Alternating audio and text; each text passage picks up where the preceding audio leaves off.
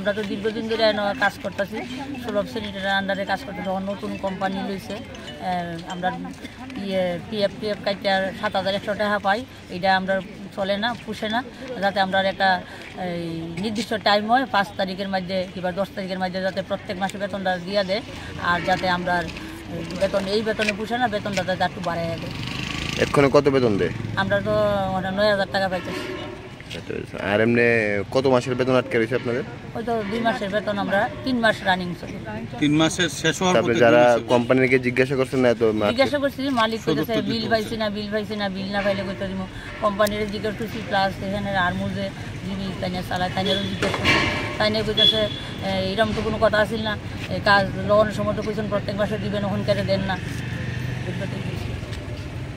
এখন যাতে আমরা আপনাদের কাছে অনুরোধ, যাতে বেতনটা আমরা এই বেতন আপনার পুষে না, জিনিসপত্রের দাম বাড়ছে, গাড়ি ভাড়া বাড়ছে, আমরা যাতে বেতনটা 433 অনুযায়ী যাতে সময় মতো বেতন প্রতি মাসের 10 তারিখের মধ্যে যাতে দেওয়া হয়।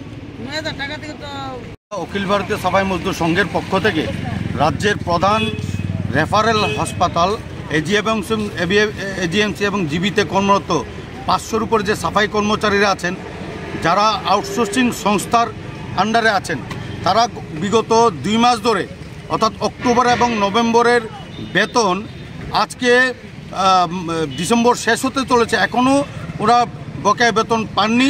সেই বকেয়া বেতনের দাবিতে আমরা গতকালকে এমএসএর নিকট আমরা লিখিত কমপ্লেন জানিয়েছি সংগঠনের পক্ষ থেকে। পাশাপাশি আমরা আজকের গণ অবস্থান করছি যে আমাদের বেতন ভাতা যেভাবেও আমাদের আগামী 48 ঘন্টার মধ্যে বেতন ভাতা আমাদের দিয়ে দিতে হবে। পাশাপাশি যে আউটসোর্সিং সংস্থা একটা ক্যান্সারের মতো একটা ব্যাধি, সেই ব্যাধি থেকে আমাদের মুক্ত করতে আমরা মাননীয় মুখ্যমন্ত্রীর কাছে আমরা আবেদন জানাচ্ছি। মানে আপনারা কর্তৃপক্ষের সাথে কথা কইছেন? আমরা অলরেডি এই বিষয়ে আমরা কর্তৃপক্ষের সাথে কথা বলেছি, ওনারা আমাদের কিছুই আশ্বস্ত করতে পারছেন না। কোথাও বোঝা যাচ্ছে যে আগামী জানুয়ারি মাসে হয়তো বা 1 মাসের বেতন দিতে পারেন, কিন্তু এটা আমরা একদম মানব না। মান্থলি ওয়েজেস অ্যাক্ট 1936-এর সেকশন 21-এর সাবসেকশন 4 অনুযায়ী আমাদের প্রতি মাসে 10 তারিখের মধ্যে আমাদের বেতন ভাতা মিটিয়ে দিতে হবে। পাশাপাশি এই আউটসোর্সিং সংস্থা থেকে আমাদের মুক্ত করতে হবে। এরই দাবি জানিয়ে আমরা বহিরাজ্যের যে আউটসোর্সিং সংস্থাগুলি আছে, এর আগেও আমরা দেখেছি যে স্টেট ব্যাংকে কর্মরত যেভাবে সাফাই কর্মচারীরা ওদের লক্ষ লক্ষ কোটি কোটি টাকার একটা ঘোটালা হয়েছে, আগামী দিনে এই সংস্থা পালিয়ে যাবে না, তার গ্যারান্টি কী? সেই বিষয়গুলি নিয়ে আমরা কথা বলার জন্য আমরা চিঠি দিয়েছি গতকালকে ডিএমের কাছে, ডাইরেক্টর হেলথের কাছে, লেবার ডিরেক্টরের কাছে, এমএসের কাছে। আমরা আশা রাখি 2-1 দিনের মধ্যে আমরা এর সদুত্তর পাব।